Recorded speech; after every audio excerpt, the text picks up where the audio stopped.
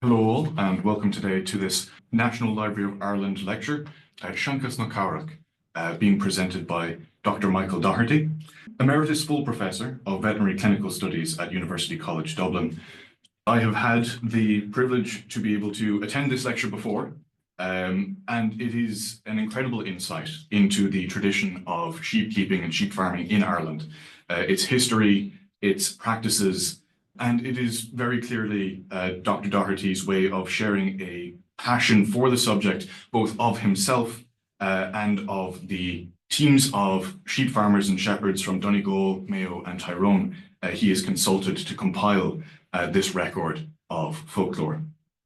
Before we begin, I would like to thank Eilish Nadivna and the Folklore of Ireland Society for helping organise these talks from Dr. Doherty, and I now hand you over to Dr. Doherty for the lecture, which I hope you will enjoy.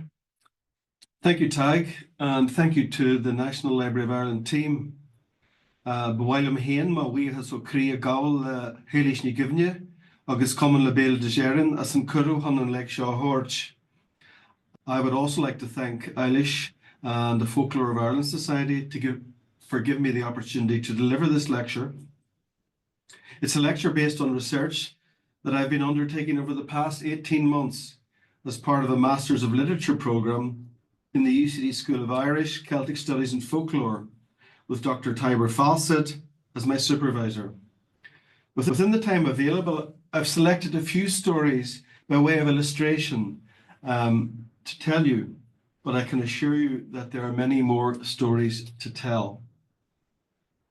My interest in folklore as a vet really began when I started working in practice in Carndonagh with Jim McCarroll on the Inishowen Peninsula in County Donegal. This is a view from Greenan of Caorach looking up Loch Swilly with Inishowen on the right and Fanad on the left. But I remember in the spring of 1982, I was called to attend a sick weaning calf belonging to a man called Cecil Anderson in the townland of Tulnavin, which is outside the village of Moville in Inishowen. I examined the calf clinically and made a diagnosis of pneumonia, and I proceeded to treat the calf with antibiotics and non-steroidal anti-inflammatory drugs.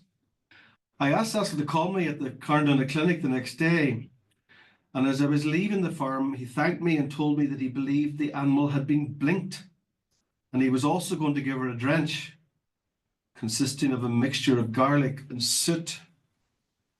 This was my exposure to the first idea of the evil eye, or the drochhuil. My first encounter as a professional veterinarian with what was defined as a magico-religious cure by the American folklorist Don Yoder. And it certainly caused me to reflect on a parallel world or a traditional belief system that existed long before the advent of evidence-based modern veterinary science. The calf made a good recovery. This is a photograph taken by my brother Eamon in July 1976 of clipping or shearing the Doherty sheep, our own farm. I grew up between the city of Derry and rural Inishowen in the 1970s, which was an interesting time to say the least. The great Buncrana playwright Frank McGuinness talked about being attracted to borders and blurrings, and I think I know what he meant. My research contains elements of what's known as an auto-ethnographic approach. In the way I understand this from the work of Lilith O'Leary on a rock in the middle of the ocean, Sean McCurry, Nachche and Rudden Gaelige, and of course Henry Glassy, passing the time in Ballymonone. Here we are, taking a break, flask of tea, a hot July day, my father shearing one of the ewes with the hand shears. Our job was to catch the sheep and then ultimately to help pack it and jump up and down to pack it down in large bags. But I wasn't coming completely fresh to the world of veterinary folklore, to the world of folklore more generally. With the great support and encouragement of Professor Seamus O'Cahan and Dr. Barbara Newline, I published a study on the folklore of cattle diseases, which had its focus on diseases, traditional cures, and etymology. That fascinating array of words in Irish, Scots, and Old English for these disease conditions. It was a questionnaire study that gathered information from veterinary colleagues throughout Ireland, and I would like to thank them for that. The Folklore of Cattle Diseases, Words and Cures, published in Religious 2005. And speaking of folk cures, Yoder, as I said, the great American folklorist who specialized in the study of the Pennsylvanian Amish community, he classified folk cures as either herbal or magico-religious. And we can see a photograph there on the left of holly and on the right of wild garlic. And I could take you today to calf sheds in Ireland where you will see bunches of holly hanging from the rafters, a magico-religious cure linked to the disease ringworm. Garlic, on the other hand, has been historically used in both herbal and magico-religious ways in both cattle and sheep in Ireland. And now we're going to have a look at a video. I took this video in 2000, and the man in the video is the late John MacDonald of Rossnaree, Slane, County Meath. Now, when I take a good circle round, I come on back here, you see the where I started. Yes. You see, there it is down there. Now, that's the centre. Yes. And I'll go down with the knife down. Yeah.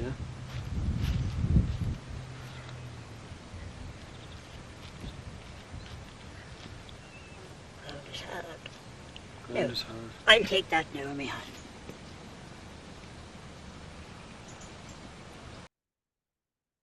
So what we've witnessed there is what's called turning the sod.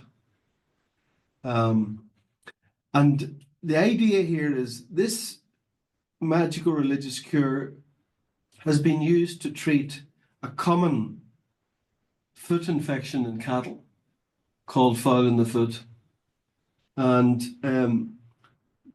what happens is the farmer will notice the lame cow. This is usually during the summer because it's very much a summer disease linked actually to the bully system probably in terms of its Irish language etymology. However, if the cow's lying, which they tend to do when they're lame, when they're getting up, the farmer will watch when the cow puts the sore foot on the ground and marks that spot, and then goes over to the spot and will cut out that sod in a similar way that John has shown there.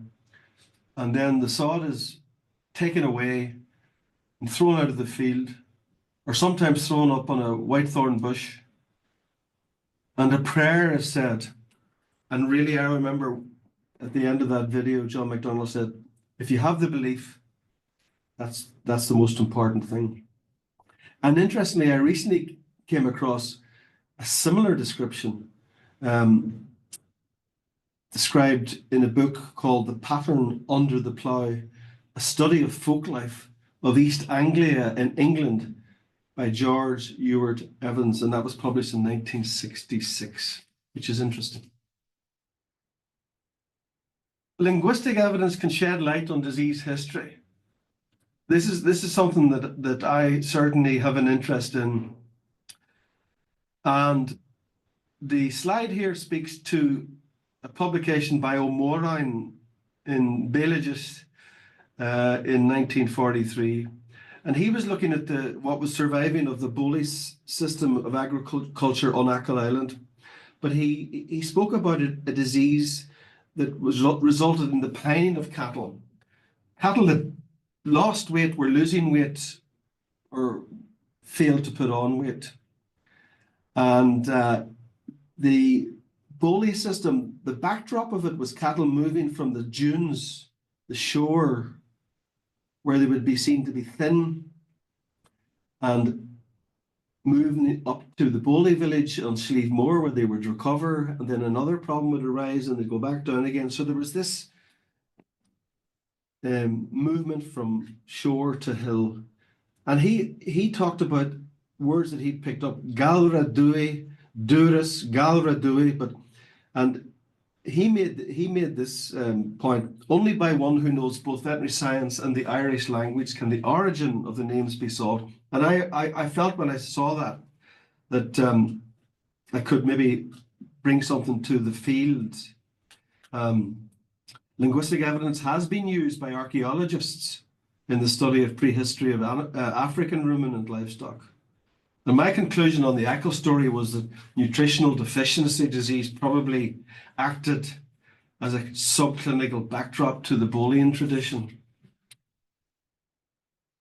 So the current study, the folklore of sheep, husbandry and health, it has its focus on hill farming, but it's not focused solely on diseases and cures. Really, it's looking at the folk ways, the folk beliefs associated. It's a broader ethnological study. And I guess the impetus for the study was encouragement again from Professor Seamus Caorach, who had a chance to meet and discuss the opportunity to do this research when I took on sabbatical leave after finishing up as Dean of the Vet School in 2023. And I was always aware of this paper by the great Donegal folklorist Seanchas called Seanchas na Caorach, the folklore of sheep. And we had a cup of coffee and we discussed it. And I think one of the basic ideas we had as a research question was, what, if any, remains of the folk beliefs and folk traditions in the Donegal Gaeltacht that O'Haughy had collected and published in 1969? And in addition to that, we thought that we would consider other full-time folk collectors. Michael McInerney, who collected in County Mayo, Michael Carduffe, who also collected in County Mayo, and Michael J. Murphy, who collected in Tyrone and Antrim. So this was done to look at the work in the National Folklore Collection, and of course to look at the national and international literature as part of the study. So I have a range of ethnographic study themes in this research, and they're listed there. Obviously, the breeding and the breeds of sheep are important. The mountain pastures, the type of pastures, and the knowledge, the intimate vernacular knowledge of pastures, where sheep do well and maybe they don't do well. This knowledge is quite unique. The idea of hefting. Hefting is a remarkable idea. It's the idea that sheep tend to, as a group, return to the hill where they were born. They tend to go back to their home place, so to speak. It's a remarkable behavior that's known across the world. The marking of lambs, which is an interesting area in itself, but one of the things that emerges from the study was the ability of these sheep farmers, who may have had hundreds of sheep, to know their own sheep and to pick out their own sheep amidst large numbers of sheep from another flock. That's quite a remarkable thing. Of course, lambing, the whole story of lambing, the shearing, the woolen industry, dipping of sheep, weaning of lambs, the diseases of sheep, the cures, the sheepdogs, the fair days, and perhaps some of the songs. These are the themes that will form the thesis.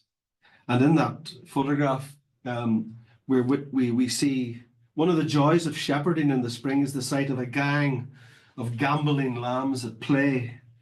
I can vouch for that. In Irish, it's known as ag pucléimnach no ag pucaracht.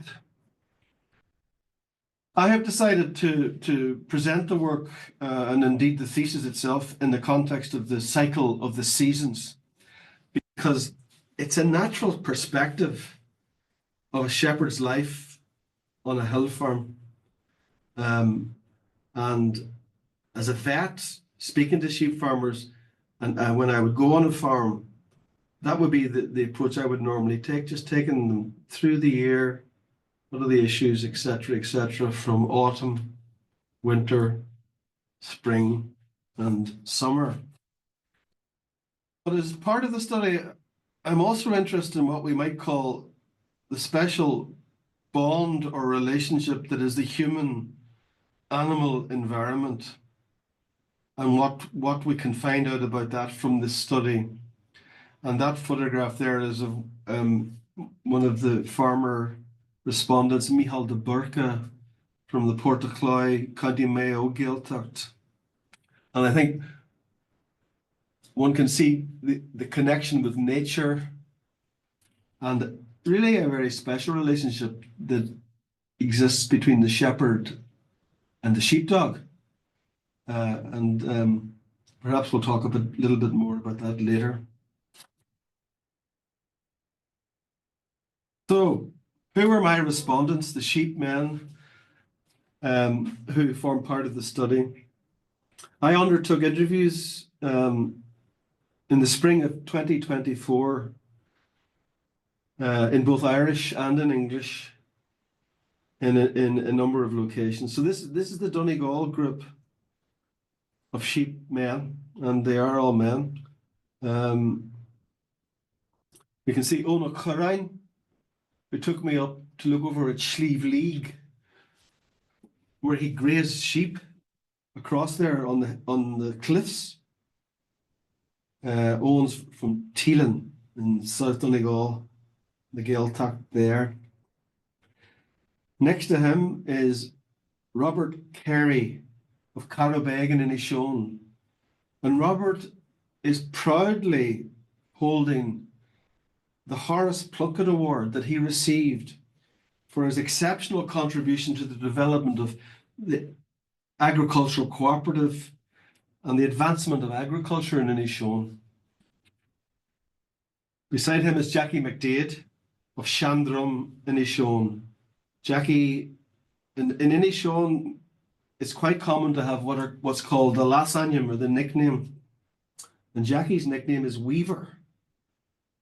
And although he wasn't aware of weavers in his own memory in the family, it does speak to an older and important woolen industry that existed in Inishowen and was spoken and described by McGlinchey in his great book, The Last of the Name.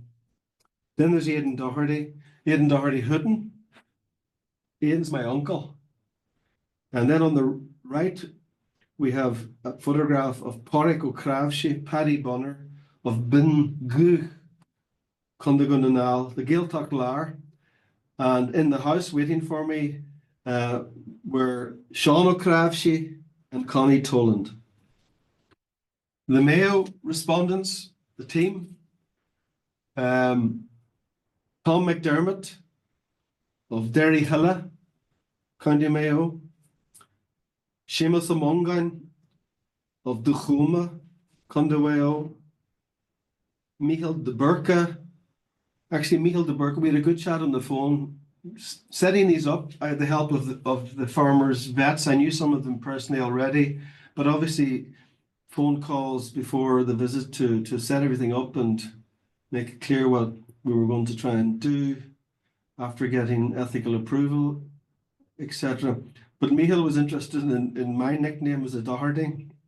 As I said, the family nickname is Hutton or Hooden, which is it's a family name in itself. But Michal's is Dominick's. So Michal de Burka, Port of Chlóigh, and then Sean Cadden, whose photograph isn't there. Sean is based in Westport at the moment.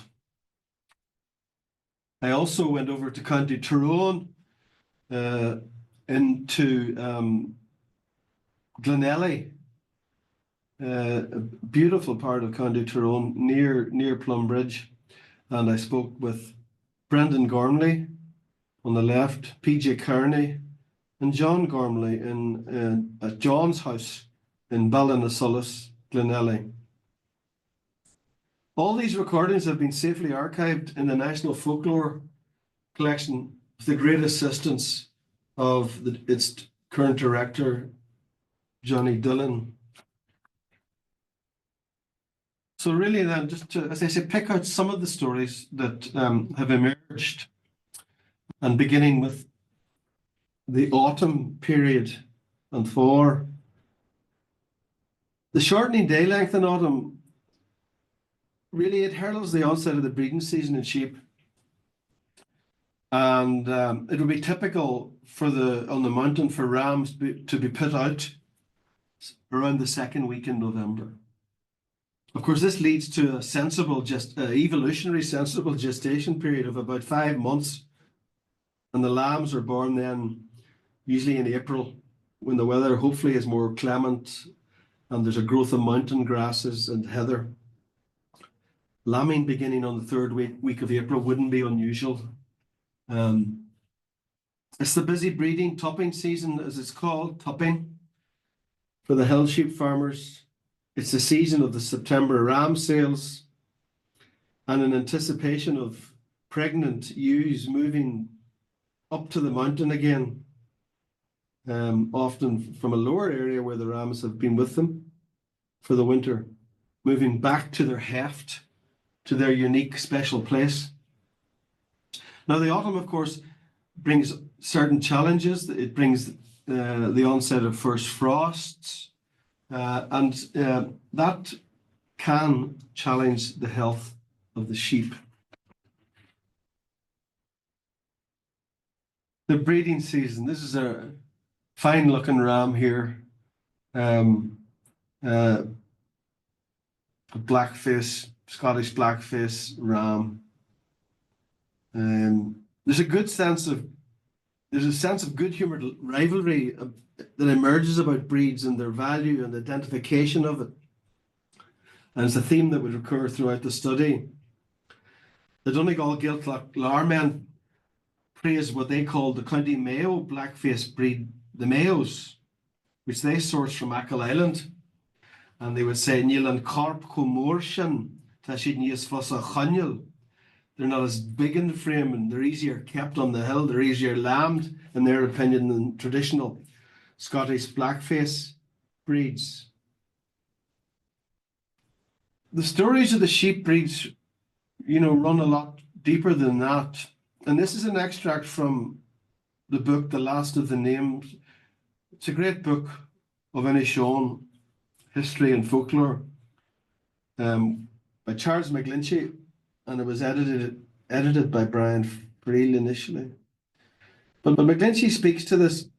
At that time, he says, and when he means that time, I think he's talking about the late 19th century, the turn of the late 19th century, post-famine. At that time, and moving into the early part of the 20th century, at that time, the sheep were all Irish, and the wool was much finer than the wool that's going now, for it's nearly all Scotch or crossbred sheep that are in the parish at the present time. Now that is interesting because it speaks of an earlier indigenous Irish breed. And this breed probably represents a unique cultural connection and maybe even a loss of heritage that, in my opinion, serves as a metaphor for the loss of the Irish language in Inishowen, because McGlinchey described the loss of the Irish language in Inishowen disappearing in a generation, like the snow off the ditches. And if we look at Sean O'Haughey's Seanchas na Caorach, the folklore of sheep, the Donegal folklore that I mentioned earlier, and see what O'Haughey says about the Irish breed before the advent of the Scottish blackface. He speaks to Caorach verigach, Caorach a me ai urhi gach na meriga, Jerter lum golan par seo Caorach a geri gansan am lahar, be the vieg na firmuri alig rivam na Caorach mrochach. So what he's saying there, he's speaking about sheep with a rusty coloured face, a red or rusty coloured face. And he's saying that he's been told that this breed is becoming very rare. But he's saying then that it was the breed that the farmers had before the Braxy sheep came in, and the Braxy sheep are the Scottish blackface. And this is a photograph of classic Caorach, the Scottish blackface. And the Braxy word really speaks to a speckling, black and white speckling of the sheep. These are fine looking sheep, recently shorn. And they are well suited to the mountains, and they were well suited to the Highlands of Scotland. But of course, the introduction of the Scottish blackface towards the end of the 19th century in Donegal and the disappearance of the indigenous breeds, it was accompanied by tensions and resentment, because it was associated with evictions, particularly amongst the local people in Cladóir, which is well described by Cathal Porter in his book, published in 2023, and Shearna George Hill agus Pobal Chlóigh Cogan na Gaorach, the sheep wars. The sheep wars were also described by Brendan McSivnia in his book, The End of Outrage, Post-Famine Adjustment in Rural Ireland. So, that resentment was there. And in a curious way, when you look at the evictions that took place in the Scottish Highlands, Blaine na Gaorach, as they were described by Preble. The interesting thing about that, it was the English Cheviot sheep that forced out the cattle and, I guess, the Scottish blackface that were there. So, Chlóigh is a remarkable storyteller, and we're going to run a piece of audio now in a minute. Owen, as I say, from Teelan and Condagun and Al. And before we run this audio, before we run this audio, I just want to give you a kind of a summary description of what it contains. So he's speaking about the early breeds of sheep and the folk memory of the early breeds of sheep in his area of Teelan. And he talks about Shan for Chlóigh, the old breed of sheep, and he said they were called Nakatahain, or the Curlahans. And he describes the sheep as follows: Shan for Chlóigh Bugga, Ullen Garage Chlóigh Orhu, Close and Vugga Garage Orhu, an old breed, small sheep with short, dense wool and very small, short ears. But he also goes on to speak of an historical link involving Irish monks from Teelan and Iceland, of Seanchas ó Bhéal go Béal go Glún, as he describes it. And he tells the story of monks who sailed from Teelan and set up a monastic settlement in Iceland, and that it was likely that these monks brought sheep to Iceland, and that there was breeds of sheep from Iceland moving up and down that Western Sea corridor. He finishes by speaking of a cultural event in Teelan about 19 years previously that involved academics, and the existence of a stained glass window in a church in Iceland showing Irish monks landing on Iceland with sheep. By Chlóigh Bracha bhí an san amsin agus bhí coppla an Chlóigh Bracha bhí sean fáil Chlóigh as I cheantar a do siad na Catachan orú. Na Catachan. Chlóigh Bugga bhí Nolan Garage bhí se an glú. Bhí Chlóigh an Garage orú. Chlóigh an Bugga. Agus éci crúba. Bhín soch díra harú. Ní rún soch hart, ní rún báis hart crinn. Agus cén dachan bhí Chlóigh Bracha agus tá chuid den na crípáir na crírí sin go fáilte an Ísland. Dá tá sé sa Seanchas gur ag mánaí chillan an sa séisiú víis agus bhí sé sa Seanchas bhí sé scríbte tenisiún scéalte ó bhéal go béal agus ó lún go glún ar fud míle go lé bliain go dtí go den ag saineolaí as an Ísland an lí déag dé sa seacht. Na sé den ag siad trasne ar seanal ástríomhaí bhí ag mánaí hanig gus chillan chu siad na Íslande. Nílas go dtí hála na mánaí a stoithe nuair a chuid na lochlan isteach na Íslande agus scris siad na Monastic an sin gur bhhair siad na mánaí a chanig a go láistríomhaí sláán ach tá náte an san Ísland go fáil ó na luganim na céanaide atá an seo dealna agus is tíú líag agus hanig Olaf as an Ísland ag le seanna háid an lí déag dé a seacht a deanú festarthanar a stéal agus nuair a chaid sé seachtain in seo dan sé chus te hásta bhí sé amman sásta gur is chillan anig na mánaí agus tá seach pobl an teampla bheoch tá sé go fáil hí ar chéine trabáine. Nárótas íidir trabháin sin hí bhí hé sinna teanna irí hé. Tá agus fásta Dúir sin gur do na mánaí sin crírí is a cheantar seo na Íslande. Agus ar a málacht stad siad na Henseoirc agus cin sin scríiste an na Heáin Féaró. agus is as a Seanchas gur ón local féireach tá go na Faroe Islands agus tá teampall pobl san Ísland agus tesin an se a pachtar sa glunne mánaí teachta díd agus cuirí le an sáid.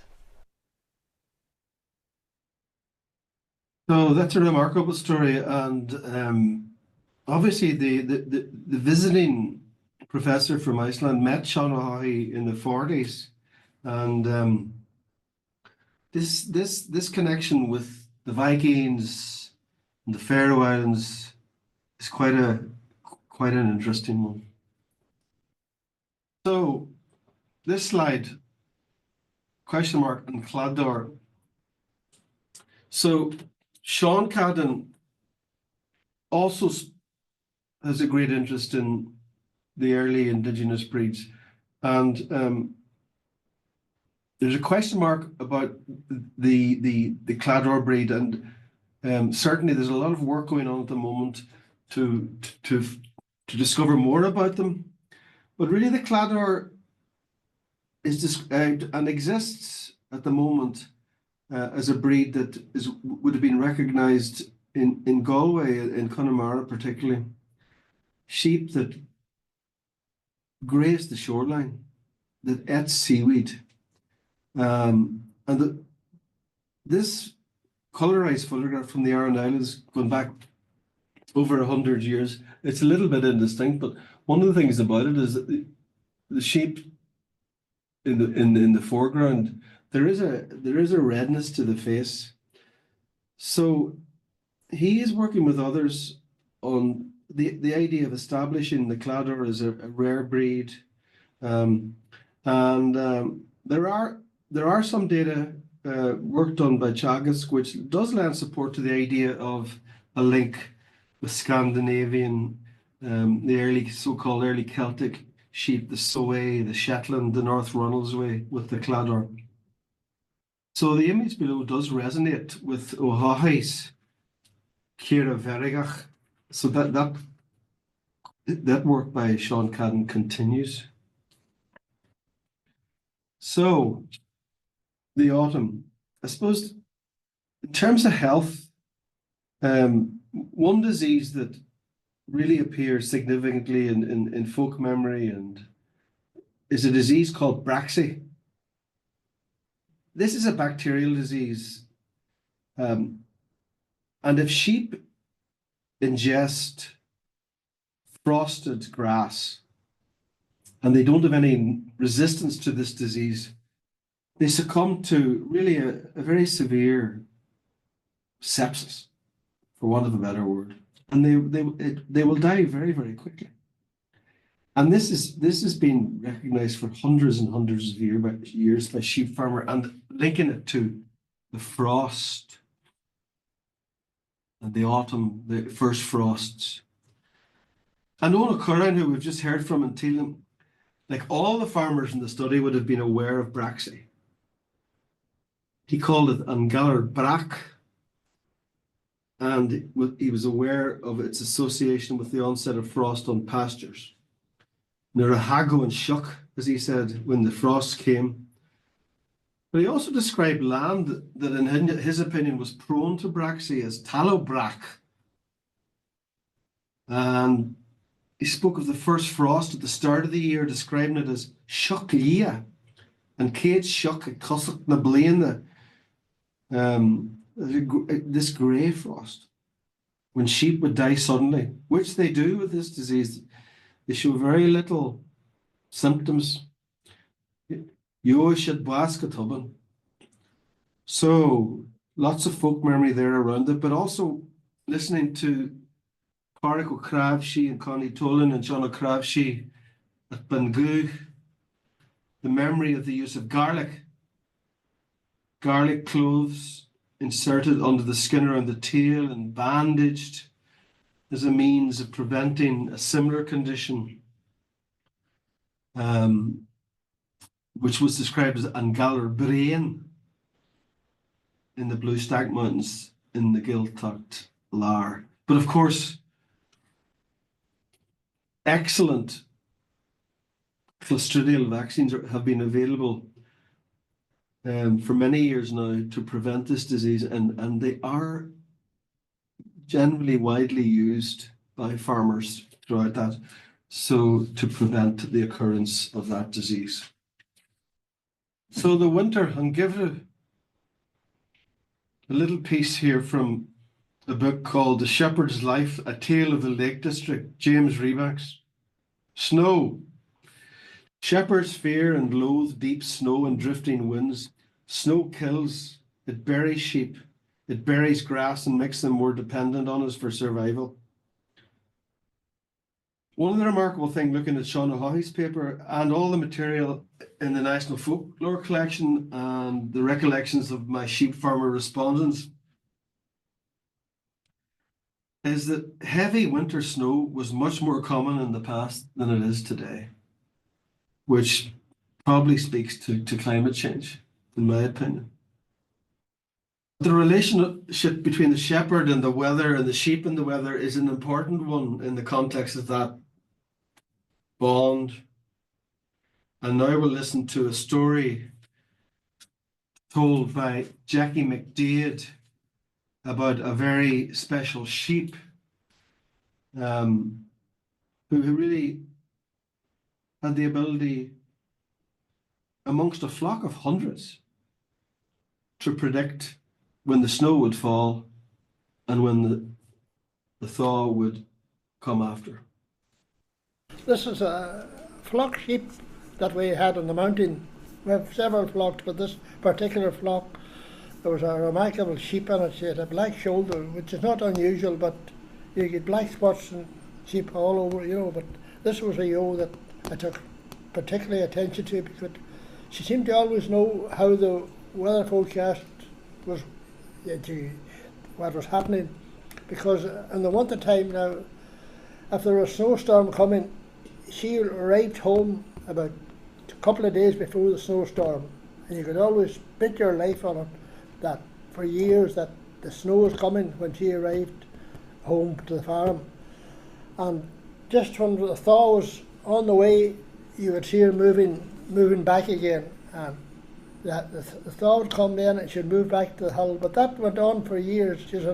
We kept her till she was a very old ewe, which we shouldn't have done because you normally cull them when they come to a certain age, they're no good for the hill. But she was one of very few sheep that we took a liking to, and we kept her on till she passed away on the farm. A special sheep. A special sheep.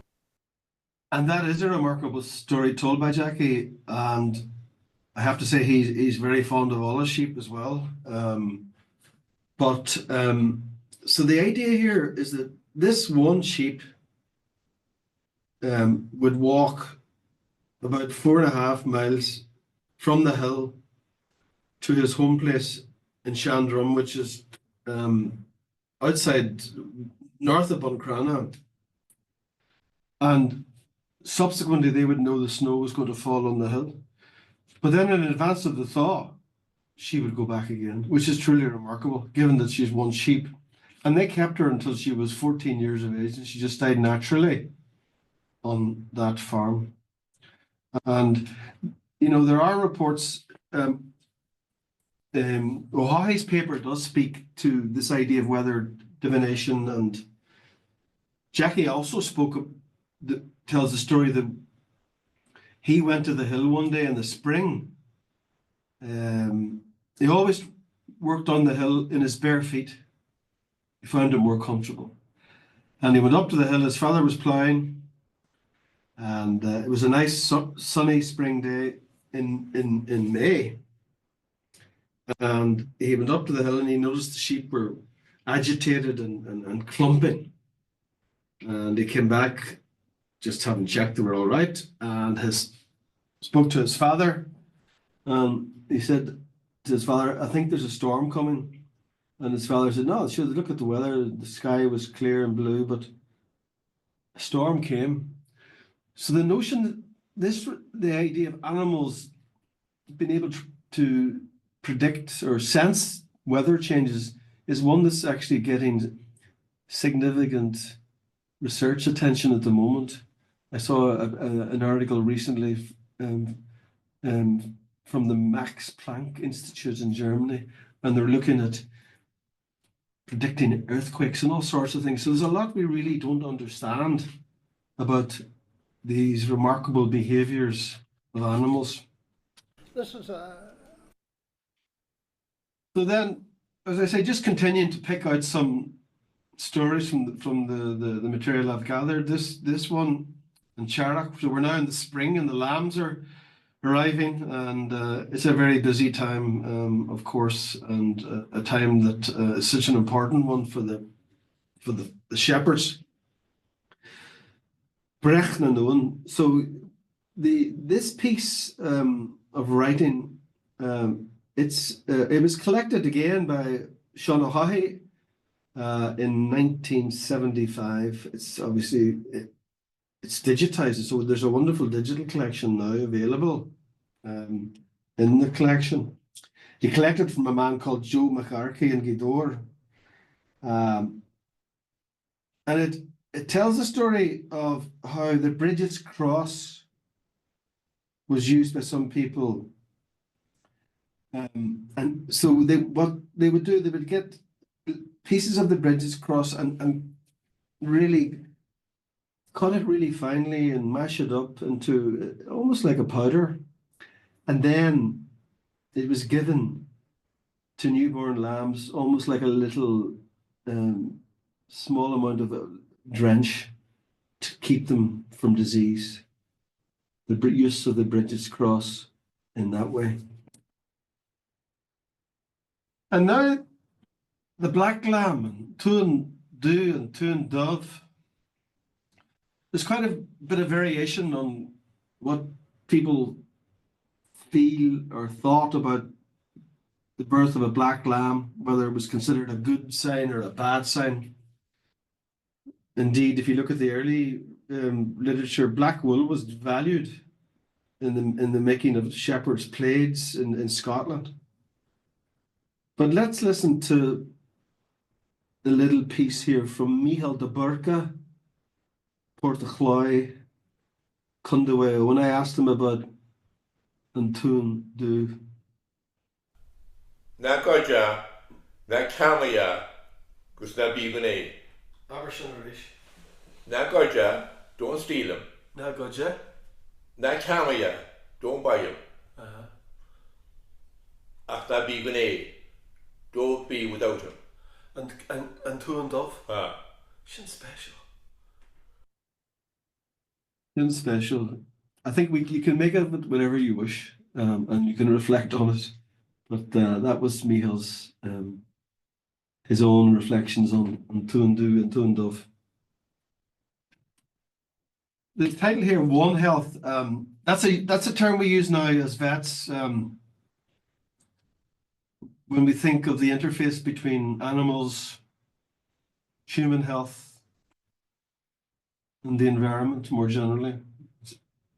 So I just thought this was interesting. This is of course we've a recently a ewe licking her lamb in a house, but this piece was collected in 1937. You'll see this card.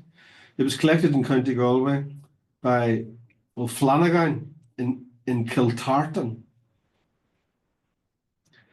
Ma bhíonn aon anmhithe ar bith ag breth ní cart ban a bheith ag ionchar Chlóigh a ligans nacia in aon cart. So basically, you know, women who were pregnant shouldn't really go near lambing ewes, calving cows, and that still would be very, very good advice, and it's advice that we would give our students going out on lambing and be aware of it today.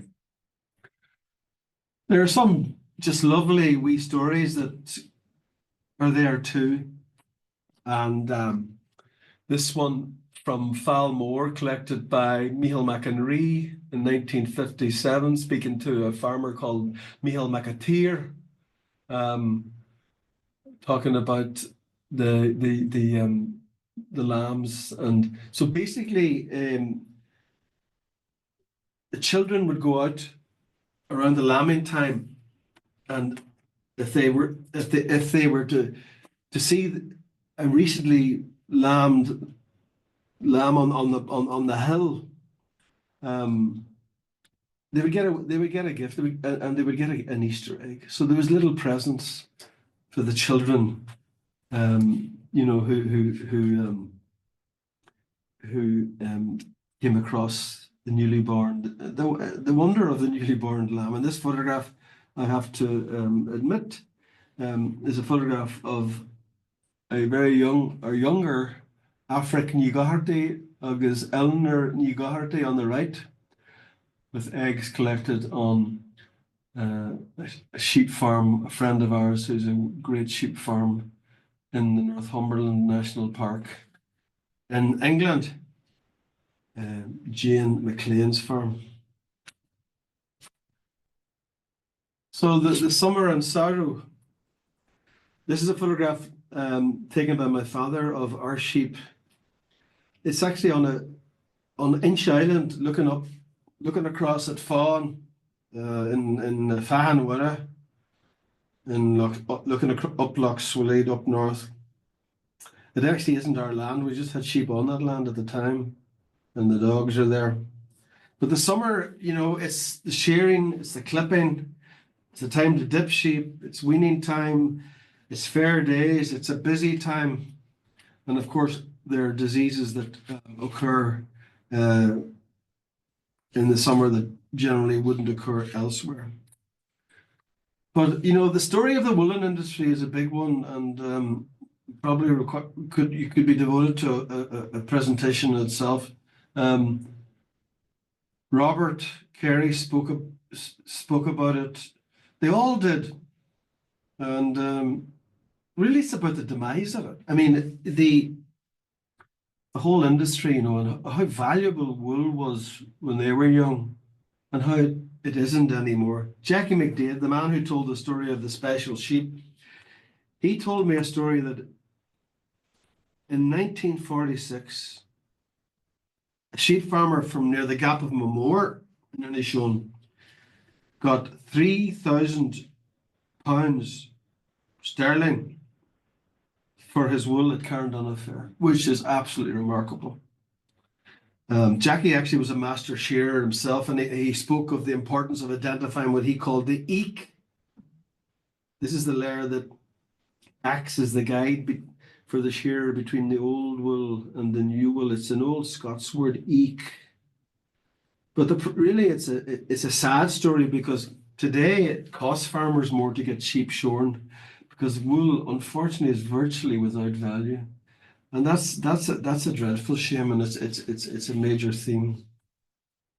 So I just picked out one story which was in terms of the health conditions, and this was one of Dr. Doherty's early clinical publications back in the day, and it was called Ultrasound as an Aid to Seniscus Cerebralis Cyst Localization in the Lamb.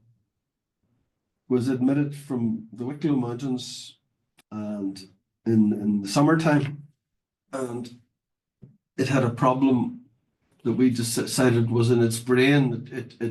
We decided that it had a cyst in its brain associated with a parasite, and you can see there it tended to always want to walk in circles to the right, and it was blind on the left, and so we did that. We availed of ultrasound scanning to help us, and we managed to cure the sheep, which was good, of course, for the sheep. But when we look at O'Hahy's paper, we can see that this was done by farmers, by people many years before. Now, the word that they have for this gid, as it's called in English, is an akikasta, which really makes sense because they do tend to twist and turn. Sometimes it's akikasta does describe it well, but staggers, just another English word, crops up as well at the moment. So I'm afraid it wasn't unique to Dr. Doherty and his team, because Sean O'Hay says this: Dini olaha osbis Chlóigh gin mahigshid er wal cart chuckishid er in Chlóigh a will and Dohar in inchi. So knowledgeable people can find the spot and open it the back of the head and find where the cyst is and remove it.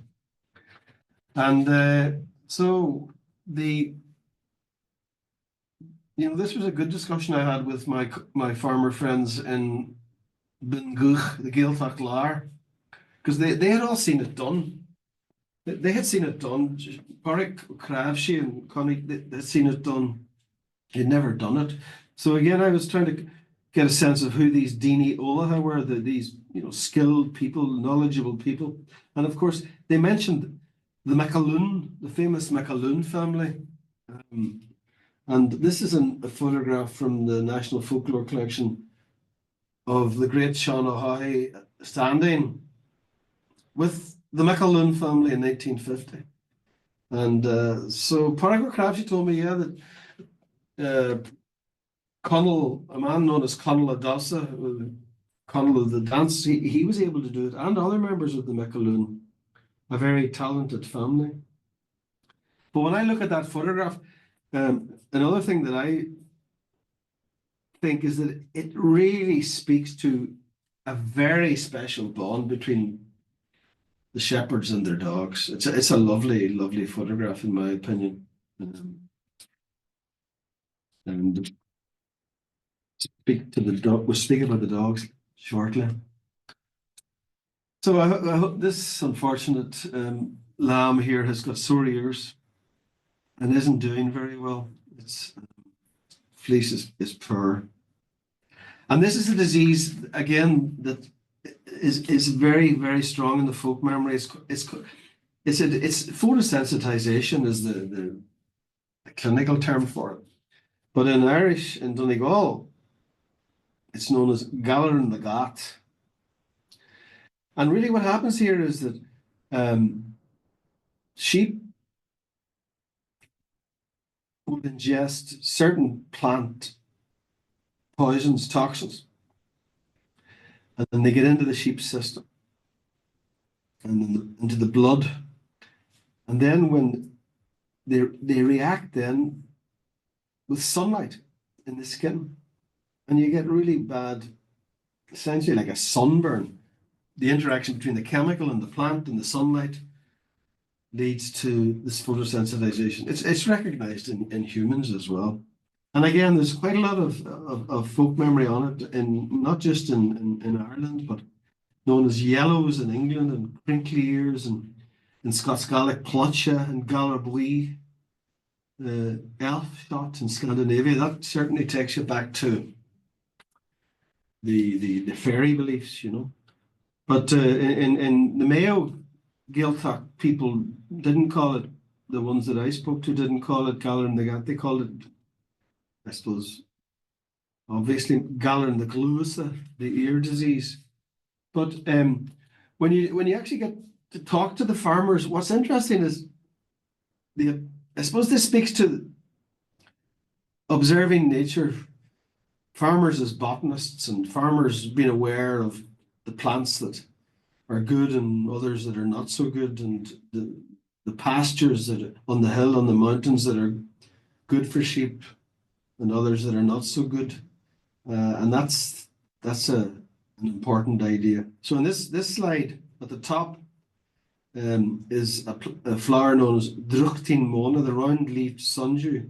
Now, Ona Coran and Pádraig Cravshi, Connie Tulin, Sean Cravshi in the Gaeltacht, there were always, they believe, are aware that will lead to gathering the cat when the sheep graze it. And then on the left is St. John's wort, a well-known plant, really. Los na Maine Wura, Nononian Bui. Again, it contains a chemical called hypericin, which, when ingested, reacts with sunlight and leads to the inflammation in the skin. And actually, that can happen in humans as well. And then on the right, there's a plant known as bog asphodel, Noshkulum lemona, which again is linked to this condition. A condition that Ono Curran had a particular cure anointment that he made up to apply to the sore ears, which is a special ointment that he would have made himself from fish liver. So it's also this story, as well as the years being poor, that poor lamb wasn't doing very well. It's linked to the whole idea of poor thrive or ill thrift lambs not putting on weight on the mountain. The farmers would call it angalar chail, I suppose the thin disease, or angalar true. It's a sad disease, literally. So I suppose we mentioned already the relationship between the sheepdog and the importance of the sheepdog in terms of gathering sheep on the hill, and so this is just a little bit to reflect on that. One of the things that's interesting is the calling to the dog, the orders to the dog to sit and get away out and all that stuff. All the Gaeltacht people would call, that I interviewed, and as far as they were aware, more generally, called the dogs in English. And Michal, the Burka, there, he said, Michael, I call to the dogs in English and I call to the sheep in English, but I speak Irish to the cows. So I thought that was kind of nice in a way. And when I spoke to Ona Curran about it, Owen reflected on it for a while, and he said, Michael, English is the language of authority, of giving orders. And just thought, let's think about that. So finally, I'm going to finish with a story told by Tom McDermott of Derryhill in Neffen, County Mayo. And he starts off by saying, this is a good one. And this is truly a remarkable story of a ewe lamb looking after her blind twin sister in a very special way. And I always remember Tom saying, nature's a wonderful thing. So Tom. This is a good one now. She had 2 lambs this year, 2 lovely old lambs. We discovered one was blind after a few days. She never got sight, never will. But the sister took care of her. Even though 2 small lambs now, they'd lie together. And if they got partridge, you see, and the little lady with blindness would go blatant, and doesn't want to come to her aid and take her back to the mother. You'd have to see it to believe it. That's fair. So I want to. So are they in a field at the? Yes. So they're in the. What are the lambs and other sheep? But she'd pick out her sister and take care of her. And when they were weighing and all, then the lads was at the mark today, like, and I went down there and they were putting them across the stream. There's no battlement on the bridge. Then the blind one fall into the water. And I only boosted them. I said, hell was I left to go up for my Wellingtons. And she was splashing below and she got up under the bridge and down. The other lady came back, blatant. But she came up before she got a low spot and she stood there blatant and the lady crawled up to her and away. And I saw them playing again across the river, the 2 of them. And there's a stone wall on one side.